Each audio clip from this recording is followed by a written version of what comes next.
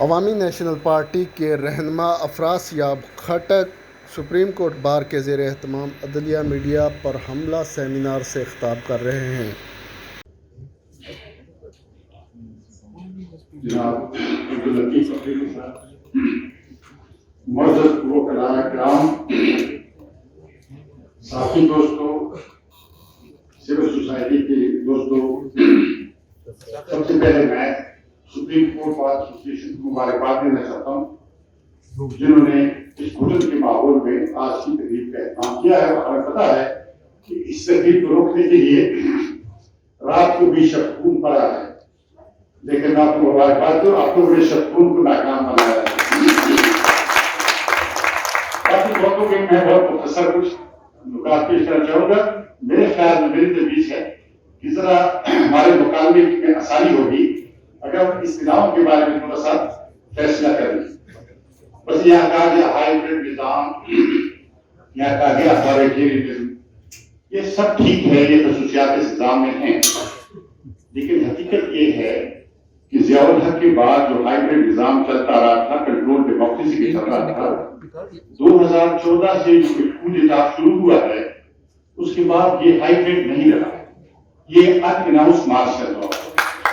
اس کو اگر ہم بات نہیں کریں گے تو پھر ہم درست طور پہ سمجھیں گے نہیں اور ایک دوسرے سے کمیونیکیٹ نہیں کر سکتے۔ یہ مارشل لا،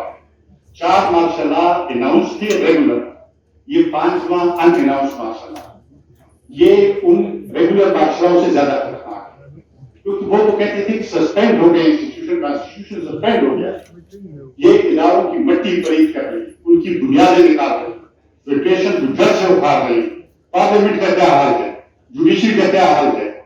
ایگزیکٹو کا کیا حال ہے، جو اسٹیٹ کے انسٹیٹیوشن ہیں اور مقتدر قوتیں، کون سی مقتدر قوت؟ یہ میں حیران رہ جاتی ہوں، مقتدر قوتیں، مقتدر تو خدا تعالیٰ ہے کائنات میں، اور یہاں زمین پہ انسان ہے، 22 کروڑ عوام کا ملک ہے، وہ مقتدر ہیں۔ یہ سرکاری ملازمین جو غاصب ہیں، جو ضبط ہیں، آپ کو مقتدر کہتے ہیں۔ یہ 7 لاکھ لوگ بندوقوں کے ساتھ ہیں، اگر یہ مقتدر ہیں تو خدا نہ خواستہ کر 1 بلین باہر سے آ جائیں گے بندوقوں کے ساتھ، پھر ہم کہیں گے وہ مقتدر ہیں۔ یہ نہیں ہوتے مقتدر، یہ تو غاصب ہیں، اور میں سمجھتا ہوں غاصبوں کو پروسیکیوٹ کرنا چاہیے۔ اب یہ قانون والے لوگ بیٹھے ہوئے ہیں، مشرف کے خلاف مقدمہ درست چلا ہے، میں سمجھتا ہوں کہ مسلم لیگ نون نے بہت صحیح طور پہ اس کو خلاف مقدمہ سنا اور بہت اچھا ہو گیا ہے، اور میں سمجھتا ہوں اس پر عمل درآمد ہونا چاہیے، اور اسی طرح سے اور مقدمے بھی چلنے چاہیے۔ تو یہ ماشاء اللہ، اور اس کے نتیجے میں آپ دیکھ رہے ہیں کہ کیا ہو رہا ہے ملک میں۔ دیکھیں بلوچستان میں خونریزی ہو رہی، کوئی نہیں کہتا، آپ کہتے ہیں افغانستان میں سیاسی حل کریں، طالبان کو شامل کریں، لیکن بلوچستان میں ہم سیاسی حل نہیں کریں گے، خونریزی کریں گے، فوجی حل۔ آپ دیکھیں جو فاٹا کے علاقے مرج ہوئے ہیں وہاں پر ماشاء اللہ فوج کا حکومت کر رہی ہے، کوئی سول حکومت نہیں ہے، فوج پولیس کی جگہ ریج کرتی ہے، سب کو پہ کھڑی ہے، اور ایکشن ریج دیکھیں نا، فاٹا میں تھا ایکشن ریج ریگولیشن، ہمارے خیال تک یہ شامل ہو گئی صوبے میں تو یہ ریگولیشن وہاں ختم ہو گیا، اور ہائی کورٹ یہی تھا، پشاور ہائی کورٹ کی تھا، لیکن انہوں نے جناب پورے صوبے پہ یہ لگا دیا ہے، پورے صوبے پہ ایکشن ریج، یعنی آپ اندازہ لگائیں پشتون نے آزادی کی جدوجہد 1921 میں شروع کی تھی، 20 تو 100 سال کے بعد ہم واپس چلے گئے ہیں، جو ایڈورڈ اور کننگھم کا دور تھا ہماری کو واپس آ گیا ایکشن ریج، یعنی فاٹا ہمارے اس میں امپیکٹ نہیں ہوا، پر اس میں فاٹا نہ ہو گیا، ریورس مرجر۔ اور آج جو جانی کیل کا دھرنا بیٹھا ہوا ہے، ہم فلسطین کی بات کریں، بہت اچھی بات ہے، وہاں ظلم ہو رہا ہے وہ اس کے خلاف ہے، کشمیر میں ہے اس کے خلاف ہے، لیکن یہ جو جانی کیل میں لوگ لاش کے ساتھ بیٹھے ہوئے ہیں، یہ کون ہے؟ یہ مسلمان نہیں، اس ملک کے رہنے والے نہیں، اور یہ کہنا کیا ہے، ان کو بتانا کیا ہے، کوئی غیر قانونی بات کرتے ہیں، کوئی بغاوت، کوئی الرجی نہیں۔ وہ کہتے ہیں 3 مہینے پہلے ہمارے 4 بچے گم ہو گئے تھے، اور پھر ان کی لاشیں نہیں تھی، پھر کتے ان کو مٹی سے نکالنا ہے، اور پتہ چلا کہ ہمارے بچے یہاں دفن مٹی ان کو ڈال دی گئی، انہوں نے احتجاج کیا، حکومت سے معاہدہ ہوا، حکومت نے وعدہ کیا کہ یہاں دہشت گردوں کے دفتر بند ہوں گے، لیکن وہ بند نہیں ہوئے، وہ پھر احتجاج کریں، گزارش یہ ہے تو ان کے احتجاج آپ نے معاہدہ کیا، ان کے خطرے پر عمل درآمد کریں گے۔ 17 دن ہو گئے، 17 دن اس گرمی میں لاش کے ساتھ لوگ بیٹھے، ہزاروں لوگ، اور آپ کو میڈیا میں رپورٹ ہو سکتی ہے، ادھر پارلیمنٹ میں بات ہو سکتی ہے، ادھر کسی اور جگہ بات ہو سکتی ہے، یہ کیسے ہوگا؟ اگر پھر ہم اقوام متحدہ میں جائیں گے یا کیا کریں گے؟ یہاں اگر آپ دروازے بند کریں گے تو ظاہر انسانی حقوق کا مسئلہ رک تو نہیں سکتا۔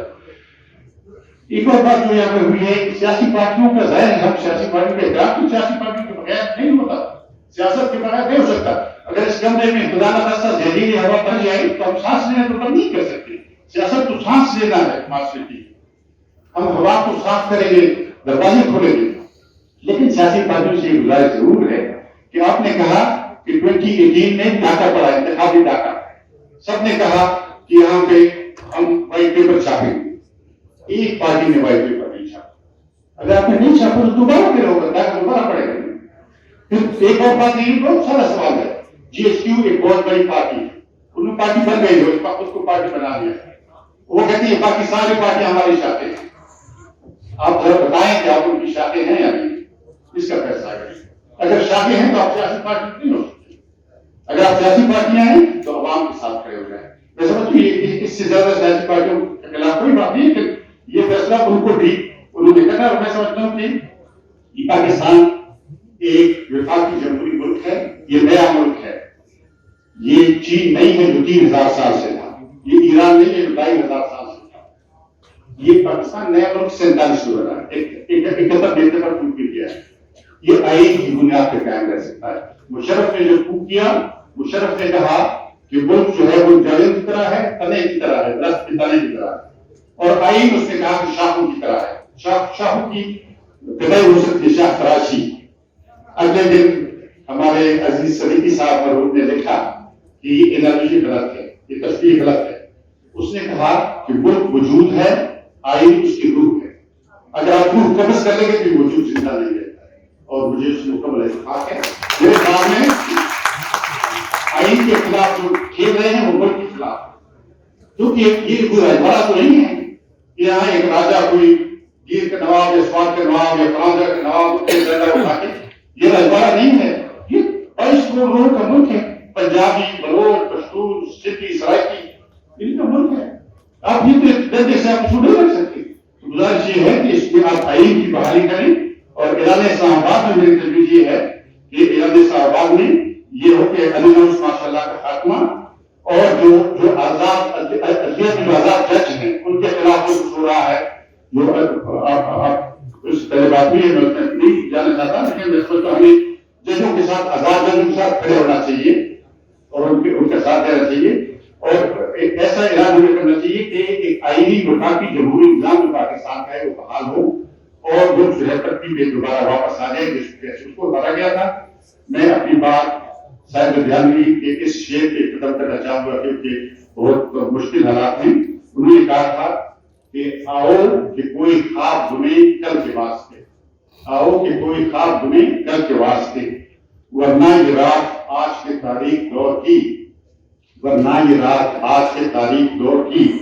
دسویں کی جان و دل کو کچھ ایسے بھی جان و دل، تا عمر پھر نہ کوئی حسین خواب بن سکے۔